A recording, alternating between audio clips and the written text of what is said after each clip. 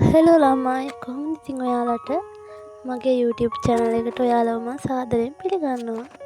මම ඉතින් මේ ඔයාලට ඉදිරිපත් කරන පළවෙනි vlog එක, ඒ කියන්නේ daily vlog එකක්.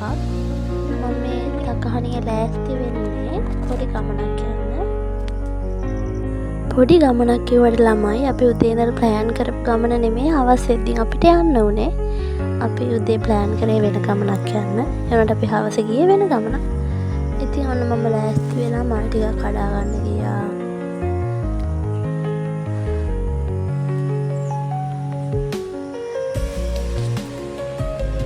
ඉතින් කොහොමද ඔයාලට?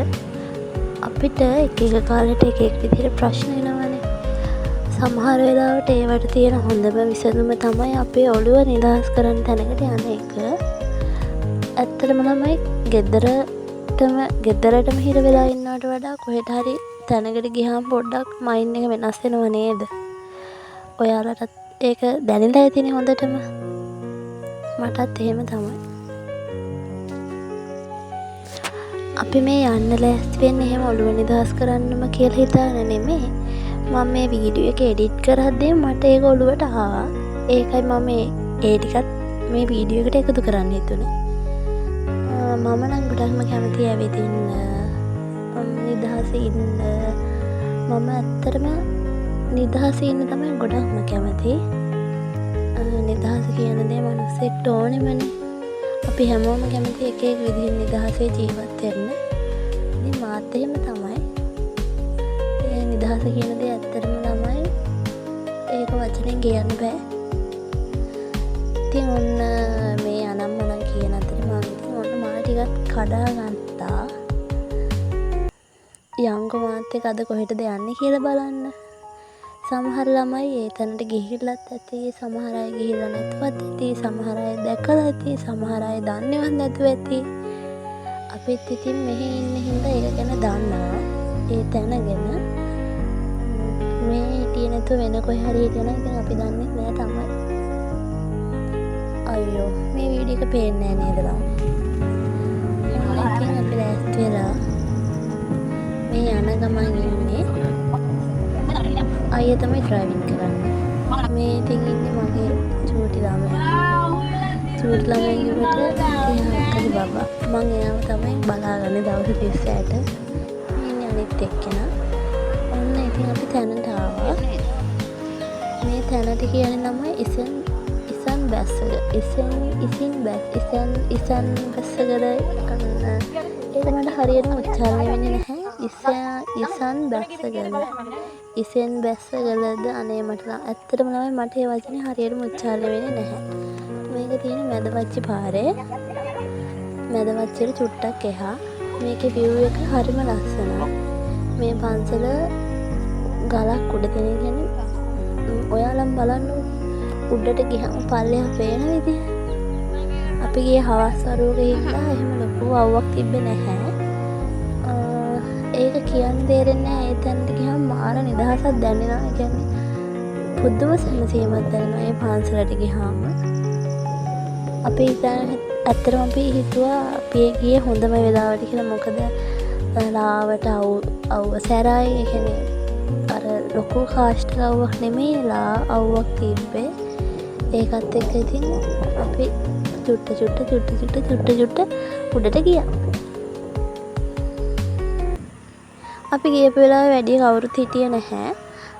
ආමිකයා හිටියා. මොකක් හරි වැඩසටහනක් තිබිලා ඒකේ වැඩ කටයුතු ඒ කියන්නේ අස්පස් කරන ඒවට. මේ ඉසන් බැස්සගල අන්න ළමයි හරියට ඒක කියුණා. කොහෙද මම දන්නේ නැහැ ඒක. ඒ පන්සලේ අමතක වුණා ඔළුවට ආවද? දැන් මතක් වුණා. ඒ පන්සලේ මේ උඩට යද්දින් ගහලා තියෙනවා වීඩියෝ කරන්න එපා, ෆොටෝස් ගන්න එපා කියලා. ඒකට හේතුව නම් මොකද දන්නේ නැහැ. ඒ වුණාට මේ එහෙම බෝඩ් එකක් ගහලා තියෙනවා. ටිකක් උඩට ගියාම සයිටේ තියෙන තැන ළඟ ඉද්දින් ගහලා තියෙනවා වීඩියෝ කරන්න එපා, ෆොටෝස් ගන්න එපා, මේ CCTV කැමරා ක්‍රියාත්මකයි. ඒ හින්දා එහෙම කරන්න එපා කියලා. ඒ හින්දා මමත් බයට මොකක් හරි ප්‍රශ්නයක් වෙයි කියලා උඩට ගියාට ඒක දැක්කට පස්සේ උඩට ගියාට පස්සේ ඒක මම වීඩියෝ කරේ නැහැ. ඒ උඩට ගියාට පස්සේ එක වීඩියෝ ක්ලිප් එකක්වත් මෙතන නැහැ ළමයි. හරිම නිදහස් පරිසරයක් තියෙන්නේ.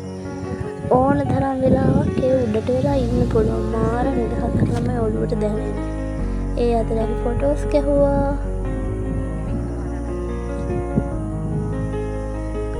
සාමාන්‍යයෙන් හැම ගෑනු ළමෙක්ම ෆොටෝස් ගන්නවනේ. මායි අක්කයිත් එහෙම තමයි.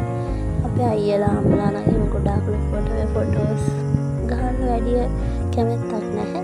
ඒකට අක්කයි මායි පොඩි ළමයින්වත් එක්කගෙන බබාලා දෙන්න එක්කගෙන පුළුවන් හැම වෙලේම ෆොටෝස් ගහන්න. අපි හැම වෙලේම හිතන්නේ අන්තිමේටම ලස්සන මතකයක් විදියට තියෙන්නේ අපි ගන්න ෆොටෝ ටික විතරයි. ඔන්න පේනව නේද ළමයි? උඩ ඉඳලා බලද්දී තමයි ඔය සාමාන්‍ය උඩක් තියෙද්දි තමයි ඔය view එක පේන්නේ. හරිම ලස්සනයි. අපි දැන් මේ උඩට ගිහිල්ලා ආයි පල්ලෙහාට බහින ගමන් ඉන්නේ. උඩම තියෙන ටික වීඩියෝ කරන්න බැහැ. සෝරි ළමයි.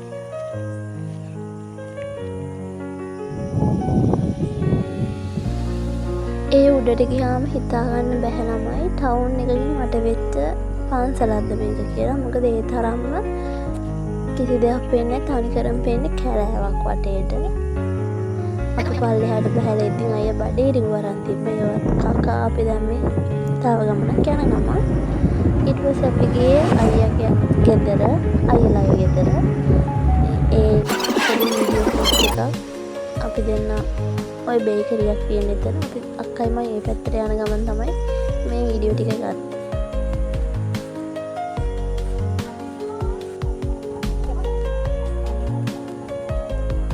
අපි ගොඩාක් රෑ වෙනකන් අයියලා ගෙදරට වෙලා හිටියා. මොකද කලාතුරකින් අපි එහෙටත් යන්නේ. ඒ හින්දා ගිහාම ටිකක් ගොඩක් වෙලා ඉන්නවා. ඔන්න දැන් තමයි අපි ආවේ. එහෙනම් බායි ළමයි.